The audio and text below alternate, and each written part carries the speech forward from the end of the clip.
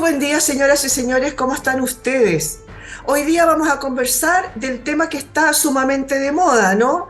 Hace unos días sabemos que ya la infección del virus respiratorio sincicial es una de las causas principales de infección aguda en las vías respiratorias inferiores en lactantes, niños de todo el mundo, provocan una carga importante de morbilidad y mortalidad. Últimamente hemos tenido algunos mediáticos casos sobre la muerte en lactantes. ¿Cómo prevenirlo? ¿Cómo diferenciar entre los diferentes virus, por ejemplo, que circulan? ¿Cómo se diagnostica? ¿A dónde concurrir? Bueno, vamos a conversar de todo esto con la doctora Javiera Arce. Ella es pediatra de la Dirección de Salud de San Bernardo. ¿Cómo estás tú? Muy buen día. Gracias por recibirnos. Hola, bien, ¿y usted? Muy bien, todo bien por acá. A ver, Javier, apartamos por lo que dijimos, ¿no? Andan muchos virus circulando, muchos virus respiratorios circulando. Por ahora, más bien parece ser que ataca a los infantes, pero se supone que dentro de una o dos o 3 semanas a todo reventar, digamos, van a empezar además el virus de la influenza con el tema de los mayores. Y por eso es que esto se va a complicar aún más si es que se puede, ¿no? Complicar. Cuéntanos, ¿cuáles son los virus que andan circulando hoy día? ¿Qué es lo que tú ves? Porque tengo entendido que tú eres una de las pocas pediatras que hay en San Bernardo y que anda circulando por los CEFAM. Cuéntanos un poquito qué has visto tú en la comuna. Mire, en general, como vamos ahora, lo que más he visto, yo además hago turnos en la urgencia del Pino, en el área, en la urgencia pediátrica, y veo todos los pacientes trato de rotar en la mayoría de los CESFAM de la comuna de San Bernardo. Y en relación a eso, he visto efectivamente mucho compromiso de los lactantes menores de un año en particular, ya por infección de virus respiratorio sincicial por lejos, hubo como una curva medio bimodal en la evolución al comienzo de este invierno, entre comillas, porque todavía no parte, pero de la campaña de invierno, al comienzo partimos con alta circulación de influenza, en los escolares en particular, y finalmente hubo como un quiebre y ahí subió nuevamente el virus respiratorio sincicial que nos tiene bastante preocupados los equipos de salud, dada la gravedad, sobre todo en los casos de pacientes menores de un año. Oye, Eso. a ver, andan virus, lo que yo tengo entendido, por lo menos lo que he escuchado, anda mucha bronquitis obstructiva, el virus respiratorio sincicial, la neumonía, influenza, de novovirus para influenza.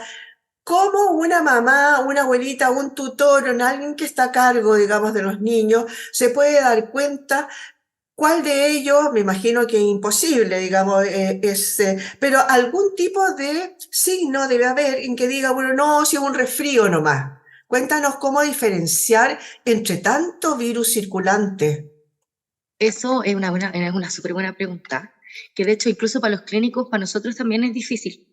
Eh, más que el agente etiológico como tal, más si es sincicial, si es para influenza, lo que a uno le debería preocupar es las manifestaciones clínicas, ¿ya?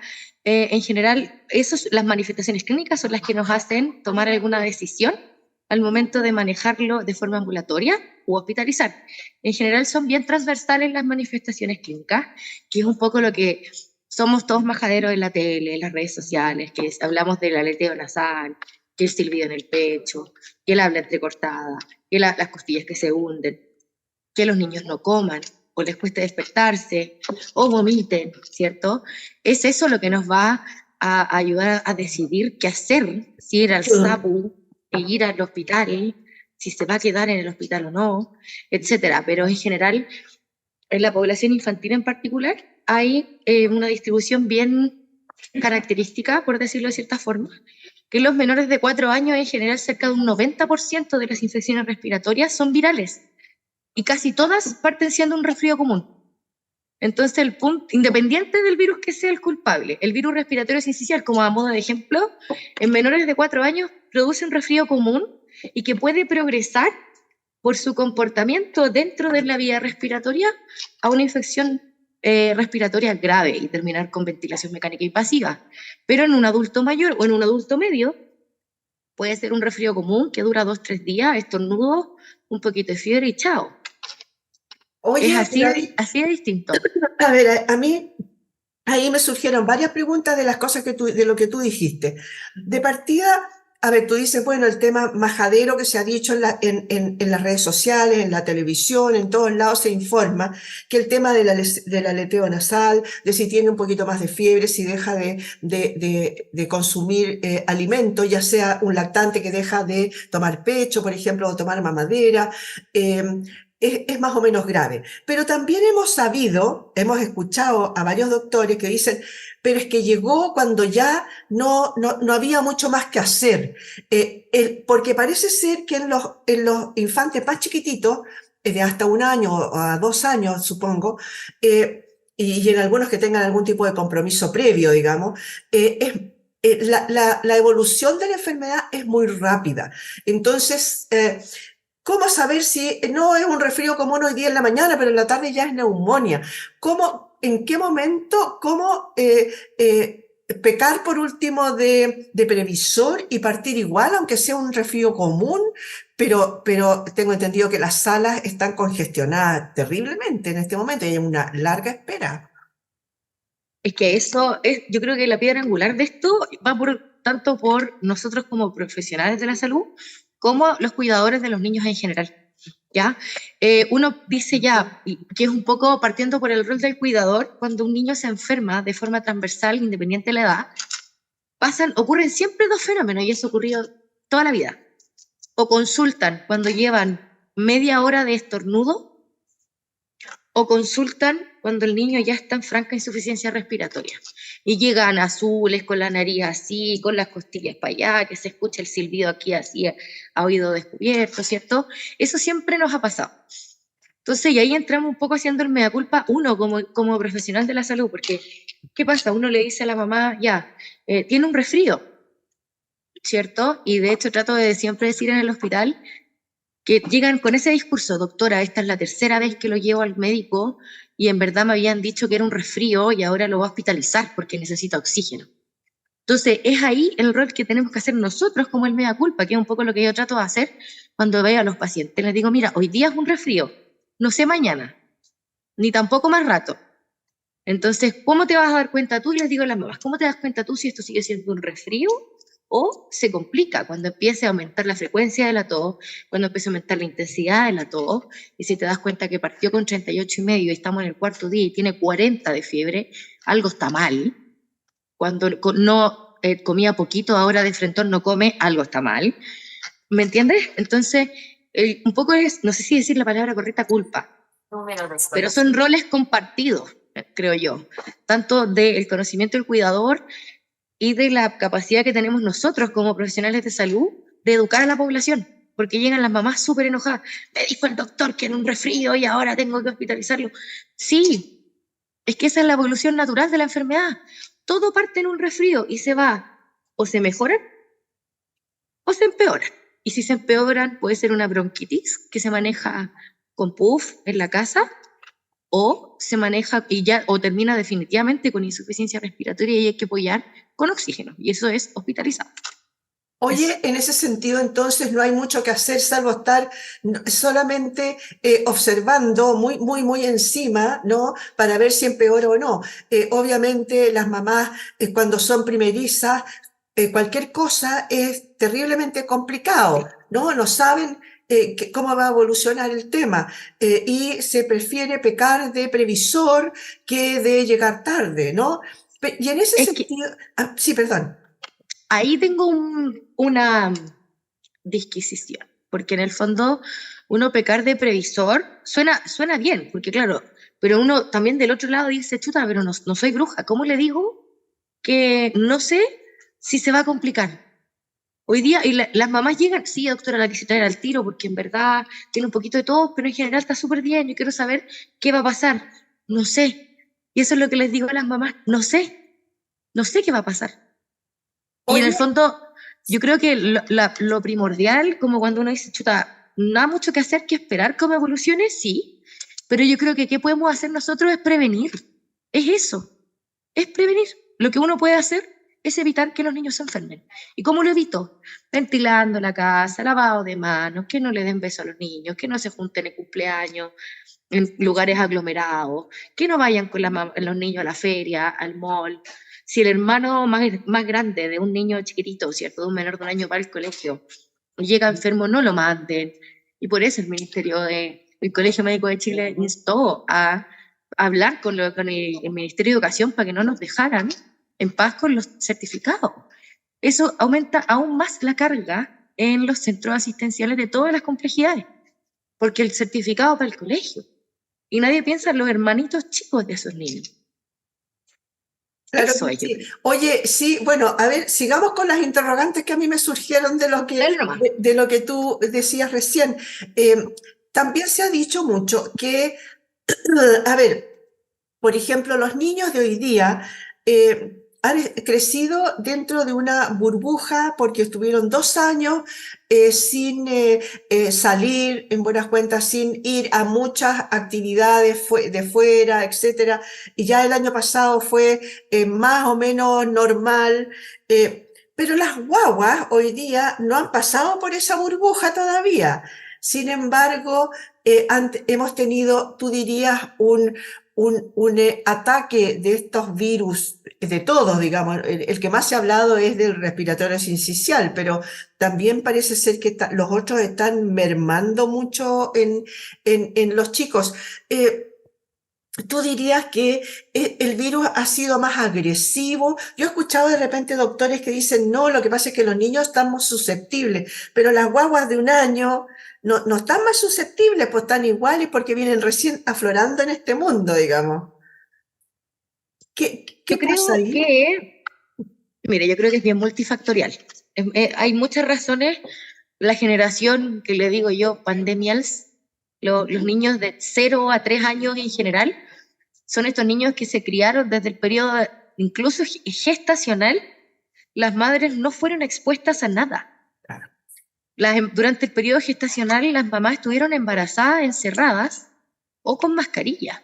Por lo tanto, por ejemplo, yo no tengo hijos, pero pongámosle que yo estoy embarazada y en los últimos 5 años, tuve virus respiratorio sincicial, me resfrié por múltiples razones, y mi cuerpo adquirió memoria inmunológica. Se acuerda que estuvo expuesto a este y a este virus. Pero cuando hubo una pausa, entre comillas, de 3 años, el cuerpo pierde la capacidad si es que no entrena, digamos, si no se expone, como que las defensas, por decirlo de cierta manera, pierden la capacidad de defender. Entonces se les olvida, y eso se llama pérdida de la memoria inmunológica. Y las defensas se pasan desde la pediatría intrauterina en adelante. Entonces, si hay una mamá que no estuvo expuesta, o que sí estuvo expuesta y su cuerpo lo olvidó, entre comillas, durante la gestación no le pasan inmunoglobulinas, después del nacimiento tampoco, porque no la tienen en la leche, ¿sí? Y después el niño en general se forma en un ambiente casi que estéril, que no ha sido expuesto a nada. Entonces sale después de un minuto a otro, le dicen a los niños, ya, salgan, freedom, son libres y sin mascarilla. Sin mascarilla, los niños van al colegio, ¿cachai? Y salen los niños al mall, y salen a la feria, y van con los coches, y se les cruzan todos estos bichos que empezaron a aumentar la circulación por lo mismo, porque empezó a aumentar el grupo de gente en ciertos lugares, porque ya no usamos mascarilla. Cuando estábamos resfriados usábamos mascarilla y listo, ya no usamos mascarilla. Entonces no tenemos estas precauciones de lavarnos las manos tan seguido, de hacer con el antebrazo, ¿cierto? Y el sincicial, lo que tiene de diferente con el COVID, por ejemplo, que el sincicial se queda mucho más tiempo adherido a la superficie que el COVID. El COVID se desintegraba más rápido. Entonces, ahí también pasa un poco por el tema de la higiene de las superficies, que eso es también súper proclive para que podamos aumentar la transmisibilidad del virus respiratorio sincicial, que es lo que pasa en los jardines, por ejemplo. Oye, entonces quiere decir que, a ver, estos chicos, las guaguas, como dices tú, nadie me había explicado el tema de, por ejemplo, de estar pasando la inmunoglobulina, ya sea cuando estás embarazada o pasarla después en la leche porque no la tienes como para traspasarla, ¿no es cierto? Se ha olvidado esta memoria genética, digamos, que había ahí entre medio. Pero Quiere decir entonces que a los niños de 2, 3 y 4 años también les está dando, pero fuerte, pero ellos tienen más posibilidades de poder contrarrestarlo al virus. Los chiquititos están más expuestos porque no tienen no están a lo mejor el organismo totalmente maduro en ese momento. ¿Eso es? Eso, usted le dio al clavo perfectamente. De hecho, eso históricamente ha sido nuestro problema antes de la pandemia, desde siempre. El virus respiratorio sincicial es nuestro principal problema desde que muchos años atrás. Y es ahí un poco la variabilidad que tenemos en relación a los más chiquititos. Los menores de 1 año, como son más verdes o más inmaduros, por lo tanto les cuesta siempre más. Ellos, por ejemplo, incluso los menores de 6 meses en particular, son respiradores nasales exclusivos. ¿A qué me refiero con eso? Que ellos respiran solo por la nariz, no saben respirar por la boca. Entonces, un niño menor de 6 meses, que para él estar resfriado es un grave problema, porque no puede estar así todo el rato. Por ende, no va a comer, no va a dormir. Y la tos que tienen, un tórax de este tamaño, con unos músculos chiquititos, finitos, no pueden toser y su forma de eliminar las secreciones no es eficiente. Entonces uno, si no educa y insta activamente que las mamás o los papás les limpien la nariz a los niños, se van a complicar, porque no pueden hacerlo bien. En cambio, un niño de 3 años tiene un poquito más maduro el tórax, tiene las fibras de los músculos un poquito más gruesas, por decirlo en términos coloquiales, y pueden toser un poquito mejor. Entonces, eso ya evitaría la progresión como más atendiente a la gravedad, digamos. Ahora, ahí es distinto si tenemos un niño de 4 años, por ejemplo, con una cardiopatía congénita, con un problema del corazón, un niño de 4 años con asma, un niño de 4 años con síndrome de Down, un niño de 4 años con parálisis cerebral. Ahí son harina de otro costal, porque en el fondo ahí tienen otros problemas. Pero un niño en general sanito, de 4 versus 1 año, esas son las diferencias en general. No, además el niño ya de 3, 4 años ya se puede contactar, ya puede decir qué le pasa, qué le duele, qué le afecta, ¿no es cierto? Oye, vamos ahora a ver, tú dices la importancia, obviamente, de la prevención, ¿no es cierto? El típico lavado de manos, usar la mascarilla, que ya lo olvidamos entre medio y dijimos, oh, como que nos liberamos del tema, ¿no?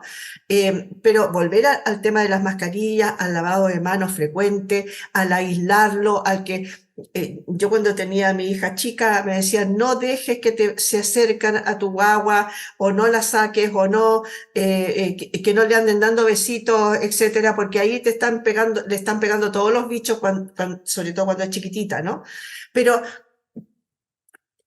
ese diagnóstico que ya pasamos de la prevención, la guagua se enfermó igual, llegó donde estás tú. Ese diagnóstico es muy rápido, es muy lento, porque si la enfermedad avanza súper rápido, ¿cómo es el diagnóstico? De aquí a que tú dices, no, esta guagua necesita algún tipo de fármaco, ¿cómo se llama?, de oxígeno, solamente con terapia, las salas IRA. Cuéntame un poquito cómo es ese proceso. Mire, yo creo que es un poco dependiendo de la etapa de cuando lleguen los niños a la consulta. Si ya partimos recién, el típico, el promedio es que llevan un día de tos, o un día en general eso es lo que pasa. Y uno ve, lo examina, evalúa y claro, y ahí hay muchas variables que considerar. Por ejemplo, si es una guaguita o un niño menor de 1 año que tiene un poco de tos y moquitos, pero en general se ve sin problemas mayores para respirar, pero vive en Paine, la cordillera, y no sé, estoy inventando, pero vive muy lejos y no tiene acceso rápido a un lugar, a un centro asistencial, yo a ese niño lo tengo que hospitalizar. Porque tiene muchos riesgos, porque es menor de 1 año, porque lleva 1 día y medio, y si es sincicial, es sabido que la evolución en general en los menores de 6 meses es mala.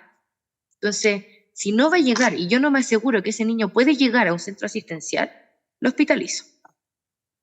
¿Me entiendes? Sí. Pero si está este mismo niño que vive en Los Pinos y que tiene el SAR a 10 minutos, yo puedo decirle, mamá, mira, tenemos tiempo todavía, y es una mamá que entiende, es una mamá que sabe escuchar, y yo me aseguro de comunicarme activamente con la mamá, que me entienda lo que le estoy diciendo, ¿cierto?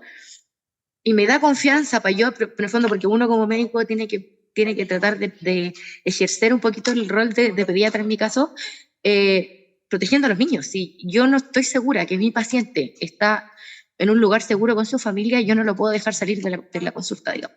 Lo tengo que hospitalizar, porque sé que le va a ir mal. Pero si yo tengo claro que está en un lugar protegido, con unos adultos que entienden, le digo, mamá, mira, si empieza con aleteo de la nariz, se le pone azulito aquí, se le escucha un gatito en el pecho, se le hunden las costillas, vente al SAR al tiro. Acá te vamos a estar esperando y te vamos a ayudar. Listo, llegan al SAR, se conecta al oxígeno y se hace el manejo. Y si no repunta, se va al hospital. Y lo esperamos en el hospital y se hospitaliza nomás. Pero en el fondo es esa como un poco el criterio. Ya, perfecto. Oye, cuéntame, ¿no existe no sé, voy a inventar, ¿ah? Un examen en ese momento de secreciones, por ejemplo, que digan, no, mira, es respiratorio sincicial, no, mira, es una bronquitis obstructiva, no, o indistintamente a ti te da lo mismo, lo que sea, como decías tú un poco, no me importa un poco el bicho, me importa más bien los síntomas que tiene? ¿Existe algún tipo de examen o no? Si ¿Y existen es rápido esos exámenes, y es de respuesta rápida o no? hay algunos que sí y otros que son un poquito más lentos. Existen, sí, no están disponibles en todos los centros. La utilidad clínica de los exámenes en general es en particular para los niños que se van a quedar hospitalizados. Por ejemplo, si tengo 3 salas y tengo a todos los niños con enfermedad respiratoria, tengo que saber cuál es el agente culpable de esa infección para poder agrupar a los niños. Todos los niños con virus respiratorio sincicial, acá. Los niños con rinoenterovirus, allá. Los niños con adenovirus, allá. ¿Sí?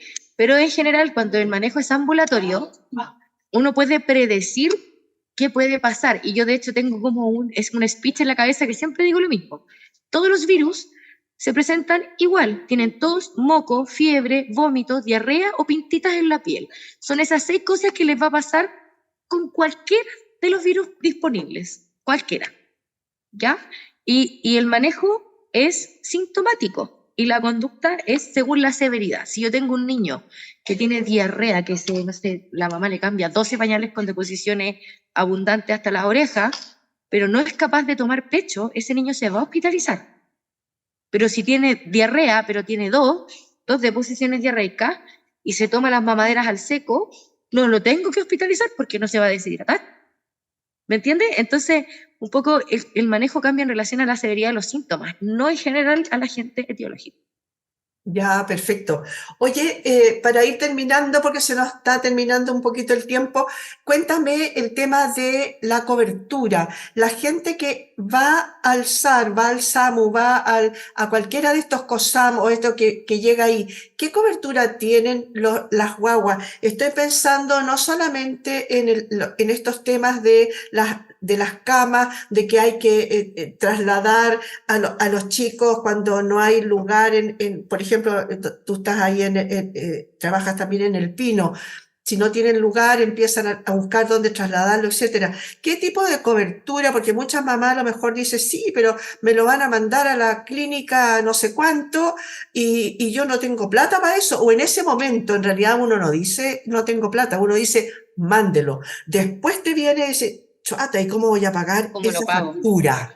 ¿Tengo plata para pagar eso o no? En el momento uno dice cualquier cosa, vendo la casa, vendo el auto, vendo lo que tenga, digamos. Cuéntame la cobertura de esos chicos que caen en estas urgencias. Ahora, entiéndase las últimas 2 semanas recién, se nos mandaron documentos desde el Ministerio de Salud asegurando la integración de la red público-privada. ¿Qué significa en buen español? Es que los niños me voy a inventar, de Clínica Las Condes, un niño que llega a Clínica Las Condes, que es ISAPRE, y que necesita UCI pediátrica, pero no tienen cama disponible en la UCI pediátrica, ese niño puede llegar al Hospital Ezequiel González Cortés, a la UCI, siendo ISAPRE. Y lo mismo nos pasa al revés. Nos llegó, de hecho, la semana pasada, una niña por un cuento que no era respiratorio, pero que requería una unidad de paciente crítico pediátrico, y nos aceptaron a esa misma niña de San Bernardo, FONASA, en Clínica Las Condes, en un intermedio por ley de urgencia. En el fondo es por la contingencia como nacional y la sobrecarga, digamos, de la red asistencial es que se autorizó esto. Y entran todos los traslados por ley de urgencia. Entonces, para que el tema de las lucas no debería ser tema. Es como FONASA el que se hace cargo. Oye, tú me dijiste ahí algo, recién, hace 2 semanas les mandaron este oficio.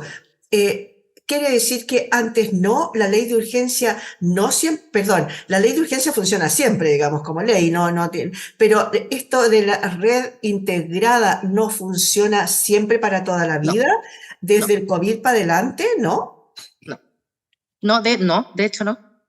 No teníamos nosotros autorización para hacer solicitudes de camas a clínicas privadas. No lo Ya, hacíamos. ya. Teníamos que pedir cama según la red pública disponible. Y ahí, si no había cama, teníamos que manejarlo en la medida de lo que pudiéramos con lo que tuviéramos.